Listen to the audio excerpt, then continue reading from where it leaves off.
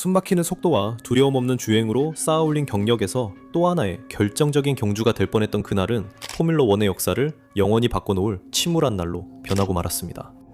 오늘 우리는 1994년 산마리노 그랑프리의 비극적인 사건들과 모터스포츠와 F1 역사상 가장 위대한 드라이버 중 한 명의 공포스러운 마지막 몇 분을 파헤쳐봅니다. 아일톤 세나는 트랙 위에서의 삶이 영웅적이면서도 매우 매혹적이었던 레이싱의 거장이었습니다. 드라이버이자 혁신가, 전략가였던 세나는 많은 F1 팬들에게 예술에서 피카소와 미켈란젤로와 같은 존재였습니다. 그가 불가능해 보이는 한계를 넘어서려는 집념은 그의 경력을 정의했으며 수많은 팬들과 동료 드라이버들에게 영감을 주었습니다. 여러 번의 월드 챔피언십과 수많은 승리를 거두며 그는 자신의 비전과 비할 데 없는 재능으로 포뮬러1을 새롭게 바꿔나가고 있었습니다. 그러던 중 운명의 날 이몰라 서킷에서 그의 기량의 정점을 보여주려던 여정이 오히려 레이스 트랙에서 얼마나 빠르게 일이 잘못될 수 있는지를 보여주는 섬뜩한 이야기로 바뀌고 말았습니다. 34세의 전설적인 인물의 삶을 함께 탐험해 봅시다. 그의 다음 위대한 도전은 아마도 역대 최고의 선수로서 자신의 위상을 더욱 굳건히 하는 것이었습니다. 만약 성공했다면 그는 자신이 사랑하는 스포츠를 계속 지배했을 것입니다. 하지만 운명은 다른 계획을 가지고 있었습니다.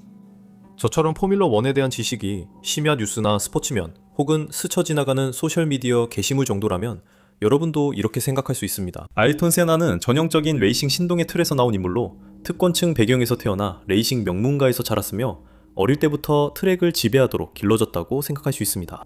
하지만 그것은 사실과는 거리가 멉니다. 아일톤이 편안한 환경에서 자라긴 했지만 그의 레이싱 세계 진입은 가족의 유산에 의해 미리 정해진 것이 아니었습니다.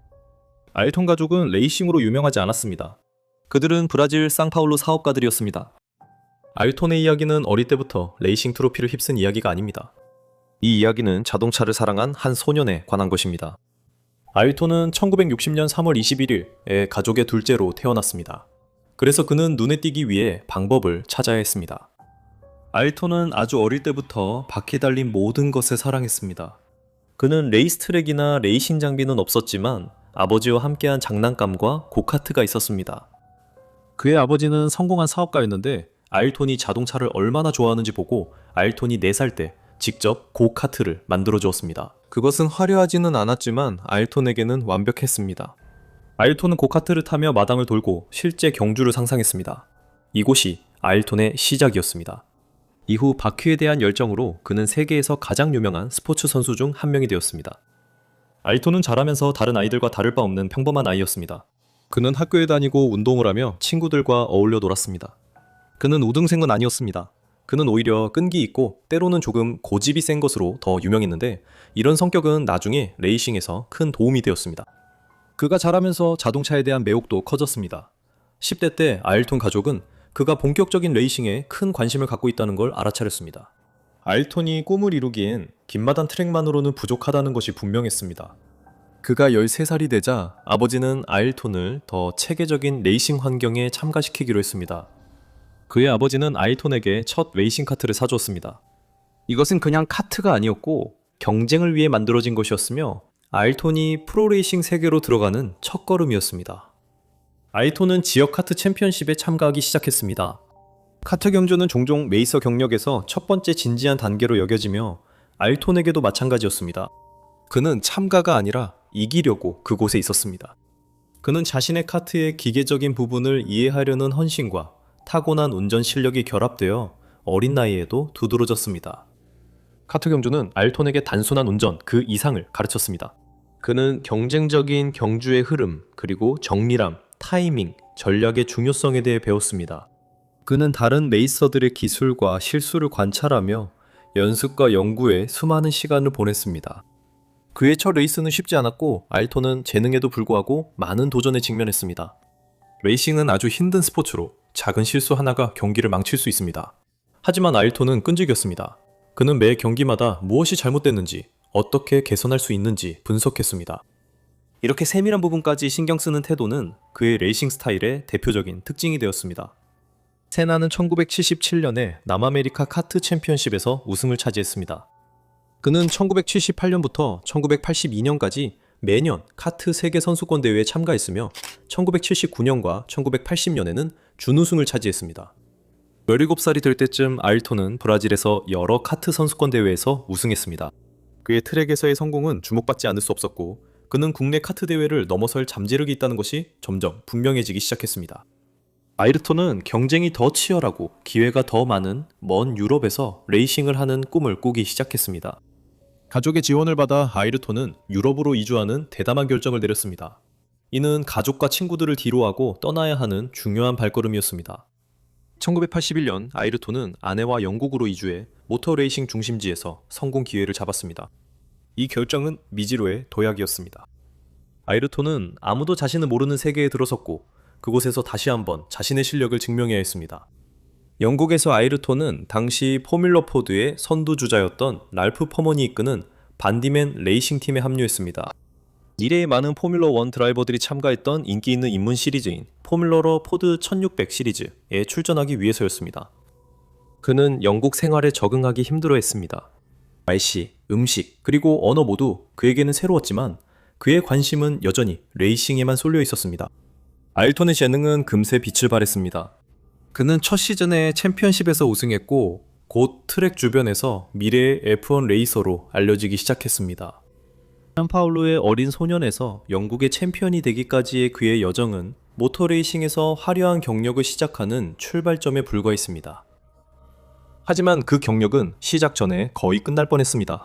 1981년 말 그의 첫 레이싱 시즌이 막바지에 이르렀을 때 아일톤은 모터스포츠에서의 여정을 조기에 끝낼 수도 있었던 기로에 서게 되었습니다. 여러 방면에서 압박이 가중되었습니다. 해외 생활에 만족하지 못하고 브라질을 그리워하던 그의 아내와 아일톤이 고국에서 가족 사업에 중요한 역할을 맡기를 바랐던 가족들이 있었습니다. 가족의 기대와 자신의 레이싱에 대한 열망 사이에서 아일톤 세나는 기로에 서게 되었습니다. 이러한 압박감에 짓눌린 아일톤 세나는 레이싱 시즌이 끝난 후 브라질로 돌아왔습니다. 하지만 1981년 겨울 브라질로 돌아온 아일톤 세나는 깊은 불행에 빠져 있었습니다. 가족 사업에서 일하는 것은 레이싱만큼 아일톤 세나를 만족시키지 못했습니다. 그는 경주에서의 아드레날린과 경주를 치를 때마다 실력이 향상되는 만족감을 그리워했습니다. 가족 사업이 주는 안락함과 안정감에도 불구하고 아일톤 세나에게 그의 열정은 유럽의 레이싱 트랙에 있다는 것이 분명했습니다. 몇 달간의 고민 끝에 그리고 가족의 강한 반대와 계속되는 결혼 생활의 갈등에도 불구하고 아일톤 세나는 중대한 결정을 내렸습니다. 1982년 2월 아일톤 세나는 레이싱을 위해 유럽으로 돌아가기로 결정했고 이로 인해 결혼 생활도 끝났습니다. 이 결정은 아일톤 세나의 인생에서 결정적인 순간이었으며 레이싱에 대한 그의 전적인 헌신을 보여주었습니다. 그는 자신의 꿈을 쫓는 과정에서 거의 모든 것을 잃게 되었고 결국 그 헌신은 끔찍한 결말로 이어지게 됩니다. 1984년 아일톤 세나는 톨레만 팀과 함께 포뮬러 1에 데뷔했습니다. 그 팀은 가장 경쟁력 있진 않았지만 아일톤 세나의 뛰어남은 드러났습니다. 그의 첫 시즌은 여러 인상적인 성적으로 기록되었지만 진정으로 그의 잠재력을 보여준 것은 비가 쏟아진 1984년 모나코 그랑프리였습니다. 험난한 조건 속에서 세나는 13번 그리드에서 출발했지만 경쟁자들을 차례로 제치며 2위로 결승선을 통과했습니다. 많은 사람들은 날씨가 악화되어 경기가 조기 종료되지 않았다면 그가 우승했을 것이라고 믿습니다. 포뮬러 1의 아드레날린이 넘치는 세계에서 시간과 경쟁자와의 경주는 끊임없으며 정밀함과 기술, 그리고 순수한 속도로 특징지어집니다. 각 경주는 보통 아일톤이 정해진 수의 랩을 완주하는 방식으로 진행되었으며 경기는 약 90분 동안 지속되었습니다. 그는 코너를 잘라 달리거나 트랙을 벗어날 수 없었고 그렇게 하면 페널티 위험이 있었습니다. 그의 손과 발은 끊임없이 차의 조향과 제동, 가속을 제어하고 있었으며 한 랩당 최대 50번까지 기어를 변속해야 했습니다. 모든 경주를 마치고 포인트를 얻으려면 아일톤은 단순히 경주를 완주하는 것뿐만 아니라 상위 10위 안에 들어야 했습니다. 포뮬러 1 레이싱은 아일톤 세나가 시속 200마일이 넘는 속도에서 정밀하게 조율된 레이스카를 제어하는 능력을 시험했습니다. 복잡하게 꼬이고 굽이치며 오르내리는 서킷을 주행하는 것은 극도의 집중력과 체력을 요구합니다. 체커드 플래그가 흔들릴 때만 시계가 멈추며 모든 밀리초가 중요한 고된 레이스의 완주를 알립니다.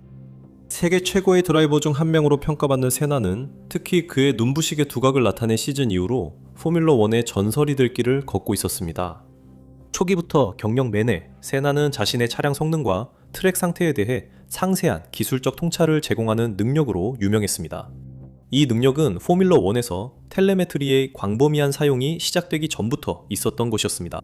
이러한 기술적 예리함은 팻 사이먼즈가 회상한 댈러스 그랑프리에서의 인상적인 사건을 통해 처음으로 두드러지게 나타났습니다. 세나의 첫 포뮬러 1 레이스 엔지니어였습니다. 그곳에서 차는 꽤 경쟁력이 있었기 때문에 좋은 경기를 기대했지만 아일톤은 경기 초반에 스핀을 했습니다. 그는 이후에 아주 효과적으로 다시 추월해 나갔고 우리는 꽤 좋은 성적을 기대하고 있었습니다.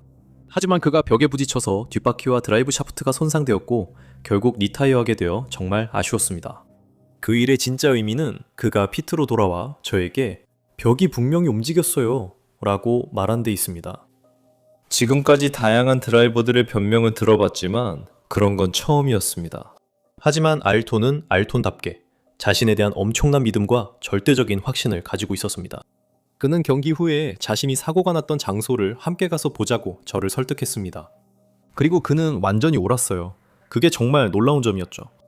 댈러스는 도로 서킷이기 때문에 트랙이 콘크리트 블록으로 둘러싸여 있었고 타이어 자국을 보니 누군가가 콘크리트 블록의 끝부분을 들이받아서 블록이 약간 돌아간 곳이었습니다. 그래서 블록의 앞부분이 몇 밀리미터 정도 튀어나와 있었죠. 그리고 그는 정말 정밀하게 운전하고 있었기 때문에 그 몇 밀리미터가 벽을 들이받느냐 마느냐의 차이였죠. 처음에는 우리가 드라이버의 실수로 인해 경주를 중도 포기하게 된 것에 짜증이 났었지만 실제로 무슨 일이 있었는지 그가 어떻게 운전했는지를 보고 나서는 그 사람에 대한 존경심이 훨씬 더 커졌습니다. 그 시즌의 세나는 영국 그랑프리와 포르투갈 그랑프리에서 추가로 포디움에 올랐고 드라이버 챔피언십에서 13점을 얻어 9위로 시즌을 마쳤습니다. 하지만 그의 시즌에도 논란이 있었습니다.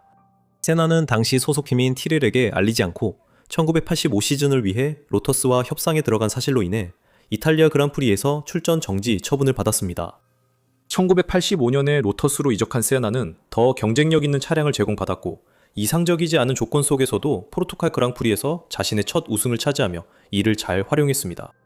그의 빗길 주행 실력은 경력의 상징이 되었고 팬들과 해설자들 사이에서 레인맨이라는 별명을 얻게 했습니다. 또 다른 결정적인 순간은 1988년 시즌 맥라렌 팀에서의 첫 해에 찾아왔습니다. 라이벌 알랭 프로스트와 한 팀이 될 세나는 자신과 스포츠의 한계를 끊임없이 밀어붙이려는 집념을 보여주었습니다. 그의 그는 16번의 레이스 중 8번 우승으로 첫 월드 챔피언이 됐습니다. 그의 프로스트와의 라이벌 관계는 스포츠 역사상 가장 유명한 경쟁 중 하나였으며 세나가 더 큰 성취를 이루도록 밀어붙였습니다. 세나가 가장 기억에 남는 레이스 중 하나는 1993년 도닝턴 파크 유럽 그랑프리였습니다. 여기서 그는 포뮬러 1 역사상 가장 위대한 첫 랩 가운데 하나로 꼽히는 주행을 선보였습니다. 비가 내리는 상황에서 4위로 출발한 세나는 첫 랩이 끝나기 전에 여러 대의 차량을 추월하며 선두로 올라섰고 다시 한번 자신이 진정한 레인맨임을 증명했습니다. 세나 자신이 한번 말했듯이 맑은 날에는 15대의 차를 추월할 수 없지만 비가 올 때는 할 수 있습니다. 그는 자신을 트랙 위에서 막강한 존재로 만들어준 그 능력들이 곧 비극적인 주말의 사건들에 의해 빛을 잃게 될 것이라는 사실을 전혀 알지 못했습니다. 1994년 산마리노 그랑프리를 위해 포뮬러 1 서커스가 이몰라 서킷에 도착했을 때 평범한 또 하나의 레이스 주말이 될 것 같았던 그곳에 어두운 그림자가 드리워졌습니다. 이 주말은 그의 전설적인 능력을 시험할 뿐만 아니라 그가 사랑했던 스포츠와 그 자신에게도 지울 수 없는 흔적을 남기게 될 것이었습니다. 1994년 포뮬러 1 시즌은 F1 역사에서 분수령이 된 순간으로 여겨집니다. 비극, 부정행위 의혹, 그리고 극심한 언론의 감시 등 말 그대로 모든 것이 있었습니다. 어느 관점에서 보더라도 1994년은 포뮬러 1 역사에서 극적인 전환점이었습니다. 그리고 논란은 바로 최고위층에서부터 시작됐습니다. 1993년 F1 시즌과 그 이전 몇 년 동안 드라이버들은 트랙에서의 성능을 크게 향상시켜주는 드라이버 보조장치라는 자동차 기술을 사용할 수 있었습니다. 하지만 1994년 당국은 마침내 그것을 끝내기로 결정했습니다. 주요 규정 변경이 시행되어 능동 서스펜션, ABS, 트랙션 컨트롤, 론칭 컨트롤과 같은 정교한 전자식 드라이버 보조장치들이 금지되었습니다. 이 보조장치들은 모터스포츠 최고 무대에서 필수로 자리잡아 드라이버 퍼포먼스와 차량 핸들림을 높였습니다. 이 장치들이 갑자기 사라지면서 레이싱은 더 순수한 형태로 돌아갔고 드라이버의 순수한 조작 실력과 기계적 세팅에 크게 의존하게 되었습니다. 스포츠에는 아마도 좋았겠지만 이러한 변화로 인해 차량은 특히 이몰라와 같은 서킷의 까다로운 코너에서 고속으로 주행할 때 훨씬 더 제어하기 어려워졌습니다. 드라이버들과 팀들은 당연히 긴장할 수밖에 없었습니다. 이제 그들의 차량은 다루기 어려울 뿐만 아니라 훨씬 더 예측 불가능해졌기 때문입니다. 기계적 그립과 드라이버의 조작에 대한 집중이 높아지면서 특히 포뮬러1의 고속 특성을 고려할 때 안전에 대한 우려가 커졌습니다. 킴들이 산마리노 그랑프리에 도착했을 때 패독은 불안감으로 가득 차 있었습니다. 고속 코너와 까다로운 레이아웃으로 유명한 이몰라 서킷은 드라이버들과 그들의 머신이 새로운 규정에 얼마나 잘 적응할 수 있는지를 초기에 시험하는 무대였습니다. 피트와 팀들 사이의 대화는 종종 이런 간소화된 조건에서 차량의 적합성에 집중되었고, 스포츠가 볼거리를 위해 안전을 희생한 것이 아닌지에 대한 우려가 오갔습니다. 모두가 포뮬러1 역사상 가장 극적이고 중대한 주말 중 하나가 되어가는 상황에 대비했습니다. 긴장감을 더한 것은 앞선 며칠 동안 이미 여러 가지 극적인 사건들이 벌어졌다는 점이었습니다. 불안한 주말은 금요일 연습 세션에서 시작되었습니다. 아일톤 세나의 제자이자 떠오르는 스타인 루벤스 바리첼로가 끔찍한 사고를 당한 것이었습니다. 바리첼로의 조던은 바리한테 바사 시케인에 접근하던 중 고속에서 제어를 잃었습니다. 차량은 연석을 심하게 들이받으며 공중으로 날아올랐습니다. 차량은 여러 번 구르다가 타이어 베리어에 세게 충돌했습니다. 충돌의 충격 일부가 완화되었지만 차량은 파손되고 조종석이 노출되었습니다. 의료진이 현장으로 급히 달려갔을 때 기적적으로 바리첼로는 의식을 잃지 않았고, 부상에도 불구하고 코뼈가 부러지고 팔이 골절되었지만 살아있었습니다. 그의 생명에는 지장이 없었습니다.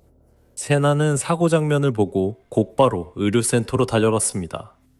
바리첼로가 살아있는 거 확인해 세나는 안도했지만 제자를 잃을 뻔한 일은 그에게 큰 충격을 줬습니다. 불길한 분위기는 다음 날 토요일 예선 세션에서 비극이 다시 찾아오면서 더욱 짙어졌습니다. 오스트리아 신인 롤란드 라첸베르거는 세 번째 포뮬러1 출전에서 이름을 알리기 위해 몰아붙이다가 치명적인 사고를 당해 이는 모터스포츠계에 오랫동안 비극으로 남았습니다. 라첸베르거는 빠른 랩을 돌고 있었고 고속 빌레브 코너에 진입하던 중 이전 랩에서 손상된 심택의 프론트 윙이 파손되고 말았습니다. 다운포스의 상실은 순식간이었고 치명적이었습니다. 그의 차량은 조향이 불가능해지면서 시속 거의 190마일의 속도로 트랙을 벗어나 그대로 콘크리트 벽과 충돌했습니다. 충격은 엄청났고 차량은 방호벽과의 강한 충돌로 완전히 파손되었습니다. 세나도 예선 주행을 준비하던 중 곧바로 사고 소식을 들었습니다. 세나는 충격에 휩싸여 피트레인에 차를 두고 사고 현장으로 달려갔습니다. 세나의 얼굴엔 어두운 표정이 있었다. 나중에 메디컬 센터에서 세나는 고속 충돌에 참혹한 결과를 직접 목격했습니다. 동료이자 진정한 의미의 경쟁자였던 라첸베르거의 죽음은 세나에게 눈에 띄게 큰 충격을 주었습니다. 세나는 평소 침착한 태도에서 좀처럼 볼 수 없던 눈물 어린 모습을 보였습니다. 이는 그들 모두가 직면한 위험의 가혹한 현실을 반영하는 것이었습니다. 세나는 지구에서의 마지막 밤이었던 그날 저녁, 가까운 동료들과 깊은 대화를 나누며 자신들이 하는 스포츠의 위험성에 대해 되새겼던 것으로 전해집니다. 아이르턴 세나는 충분히 걱정할 이유가 있었습니다. 그는 오랫동안 함께한 맥라렌과의 파트너십을 끝냈습니다. 맥라렌은 그가 신뢰하는 엔지니어들과 3번의 월드 드라이버 챔피언십을 차지한 팀입니다. 이제 그는 F1 강팀 윌리엄스 합류의 FW16을 타게 됐습니다. 이 새로운 파트너십은 적어도 서류상으로는 더 많은 후원과 보너스를 약속했지만 베테랑 F1 드라이버인 그는 마음이 편하지 않았습니다. 새 팀에서의 첫 데뷔이자 전통적인 프리시즌 테스트에서 아이톤 세나는 나는 이 차로 운전하고 한계까지 몰아붙이는 것에 대해 매우 부정적인 느낌이 든다고 말했습니다. 그래서 저는 편안하거나 어느 정도 자신감을 느꼈던 주행이나 랩이 단 한 번도 없었습니다. 저는 차 안이 불편하고 모든 게 잘못된 느낌입니다. 시트와 스티어링 휠을 바꿨지만 저는 여전히 더 넓은 공간을 원했습니다. 지난 9월 에스토릴에서 경주했을 때로 돌아가 보면 지금이 훨씬 더 어렵게 느껴집니다. 그중 일부는 전자장치의 변화가 없기 때문입니다. 그리고 이 차는 고유한 특성이 있어서 저는 아직 완전히 자신감이 없습니다. 그것 때문에 더 긴장하고 스트레스를 받습니다. 시즌이 시작되면서 문제는 계속되었습니다. 세나는 포뮬러1 시즌에서 최악의 출발을 했습니다. 2번의 레이스 모두 선두를 달렸음에도 불구하고 완주하지 못하거나 포인트를 따지 못했습니다. 그래서 실망하고 불안한 상태로 세나는 흐름을 바꿔보려 이몰라에 왔습니다. 그는 운명이 그에게 훨씬 더 비극적인 결말을 준비하고 있다는 걸 몰랐습니다. 1994년 5월 1일이었습니다. 운명의 그 레이스 날, 이몰라의 태양 아래 엔진이 요란하게 울려 퍼질 때 공기는 기대감과 불안감이 뒤섞여 있었습니다. 아이톤 세나는 언제나처럼 집중과 정밀함의 상징이었고 폴 포지션에 섰습니다. 그의 시선은 지평선을 응시했고 머릿속에는 아마도 그 주말에 있었던 비극들이 떠오르고 있었을 것입니다.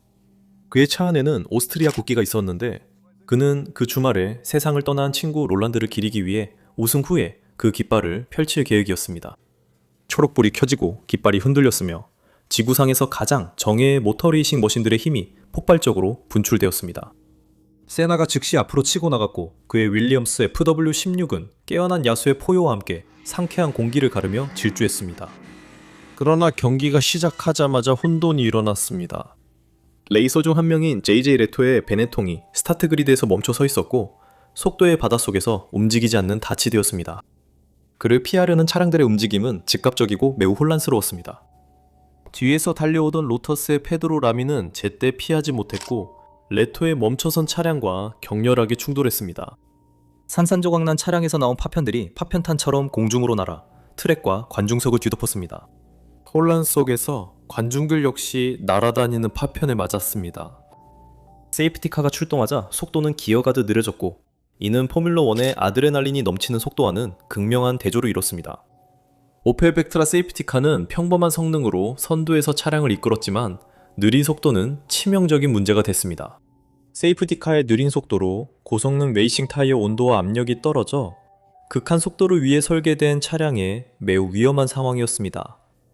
세나, 예리하고 집중력이 뛰어나 바로 그 문제를 알아챘습니다.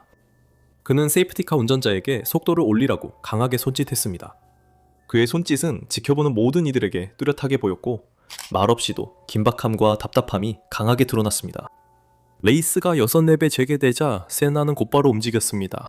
그는 맹렬하게 가속했고 그의 차량은 마치 갇혀있던 야수가 풀려난 듯한 기세로 반응했습니다. 세나는 선두를 되찾으며 타이어 온도와 최적의 압력을 회복하기 위해 엄청난 속도로 달렸습니다. 하지만 7랩에서 악명 높은 탐브렐로 코너에 접근하던 중 그 험난하고 용서 없는 코너에서 재앙이 닥쳤습니다. 그의 차량은 아마도 이전의 페이스 문제나 숨겨진 기계적 결함 때문에 그 코너를 제대로 돌지 못했습니다. 대신 그의 차량은 레이싱 라인을 벗어나 약 191마일, 약 307km이라는 아찔한 속도로 직진해버렸습니다. 아이톤 세나는 차량을 제어하려 했지만 세계 최고의 드라이버인 그도 사고를 피할 수는 없었습니다. 순식간에 차량은 시속 약 145마일, 약 233km로 콘크리트 방호벽과 충돌했습니다. 그 속도로 인한 충돌은 참혹했고 충격의 여파는 서킷 전체와 관중석에 공포를 퍼뜨렸습니다. 의료진들은 간절한 희망을 안고 현장으로 달려갔고 그들의 노력은 운명의 시계와 맞서 싸우는 필사적인 사투였습니다.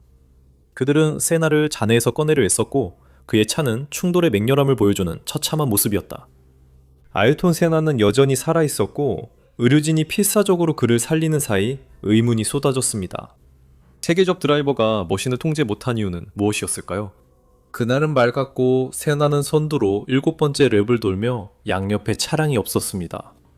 이후 열린 재판에서 이탈리아 검찰은 윌리엄스 팀이 결함이 있는 스티어링 칼럼을 사용했다고 지적했습니다. 이 스티어링 칼럼이 충돌 몇 초 전에 부러지면서 차량의 조향이 불가능해졌다는 것이었습니다. 윌리엄스 측은 스티어링 칼럼이 사고 후에 부러졌고 원인은 다른 문제라고 주장했습니다. 세나의 팀 동료이자 세계 챔피언 데이먼 힐은 차량 이탈이 운전자의 실수라고 생각했습니다. 이몰라에서 세나 바로 뒤를 바짝 쫓고 있던 미하엘 슈마허는 세나가 첫 랩부터 긴장한 모습이었고 그의 차량이 범프에서 튀고 흔들리면서 운명의 커브로 이어졌다고 말했습니다. 그러나 기계 결함, 운전자 실수, 예기치 못한 상황 등 어떤 이유든 아일톤 세나는 목숨을 건 사투를 벌이고 있었습니다. 텔레메트리 자료에 따르면 세나는 콘크리트 벽으로 돌진하기 전 2초 동안 브레이크를 밟은 것으로 드러났습니다. 그를 차에서 꺼냈을 때 그의 심각한 상태가 분명했습니다. 그는 거의 90%의 생명력을 잃은 상태였습니다. 보도에 따르면 오른쪽 앞바퀴에 부착된 부품이 그의 헬멧을 관통해 이마에 큰 함몰을 남겼다고 합니다. 게다가 업라이트 어셈블리의 뾰족한 조각이 그의 오른쪽 눈 바로 위 헬멧 바이저를 관통한 것으로 보였습니다. 그는 두개골 골절, 뇌 손상, 그리고 축두동맥 파열을 포함한 여러 심각한 부상을 입었습니다. 심각한 신경학적 상태 때문에 의료진은 그가 병원으로 항공 이송되기 전에 트랙에서 응급 기관절 개소를 시행했습니다. 세나가 트랙에서 응급 의료진에게 치료받는 사진은 세나의 친구이자 오토스프린트의 사진 편집자인 안젤로 오르시가 촬영했습니다. 존경의 표시로 그 사진들은 공식적으로 공개된 적이 없습니다. 의료진은 2시간 반 동안 그를 살리기 위해 싸웠지만 나중에 트랙에서 직접 보고된 바에 따르면 벽에 충돌한 충격으로 그의 뇌관이 손상되어 기능을 잃었다고 합니다. 아일톤 세나는 비극적으로 세상을 떠났습니다. 그의 마지막 순간은 자신이 모든 것을 바친 스포츠에서 챔피언십을 놓고 조종석에서 싸우고 있었습니다. 비극이 흔했지만 사망은 드물었던 이 스포츠에서 아일톤 세나의 비극적인 사고 직후 포뮬러1과 전 세계 스포츠계는 깊은 충격과 슬픔에 빠졌습니다. 세나는 모터스포츠 분야에서 거대한 인물일 뿐만 아니라 브라질의 국민 영웅이자 전 세계적으로 사랑받는 인물이었습니다. 포뮬러1 세계의 즉각적인 반응은 슬픔과 함께 스포츠의 안전기준을 강화하겠다는 굳은 결의가 뒤섞인 것이었습니다. 이미 높은 안전기준이 적용되고 있었음에도 불구하고 발생한 세나의 사고는 고속 레이싱에 내재된 위험성을 뚜렷하게 상기시켜주는 계기가 되었습니다. 이로 인해 즉각적으로 안전 프로토콜이 변경되었고 전 세계 경주장들의 안전조치에 대한 재평가가 이루어졌습니다. 비극적인 사고 입회 후 몇 주간 여러 그랑프리 서킷에서 드라이버 안전 강화를 위한 개조가 진행됐습니다. 여기에는 고속 코너를 줄이기 위한 트랙 레이아웃 변경과 충격을 더 잘 흡수할 수 있도록 설계된 첨단 방호벽 기술의 설치가 포함되었습니다. 포뮬러1의 관리기관인 FIA 역시 단기적인 안전조치를 여러 가지 도입했으며 안전기준에 대한 종합적인 검토를 시작해 이후 몇 년간 더 중요한 규정 변화로 이어졌습니다. 세나의 죽음은 포뮬러1 역사상 가장 집중적인 안전 강화의 계기가 되었습니다. 그의 사고와 같은 주말에 발생한 롤란드 라첸베르그의 사망은 e스포츠의 안전 접근 방식에 대한 광범위한 개혁으로 이어진 전환점이 되었습니다.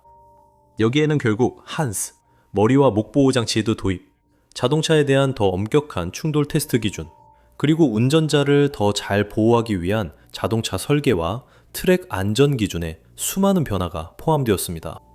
이몰라에서의 비극적인 주말은 당시 활동이 중단되어 있던 그랑프리 드라이버 협회의 재결성을 촉진시켰습니다.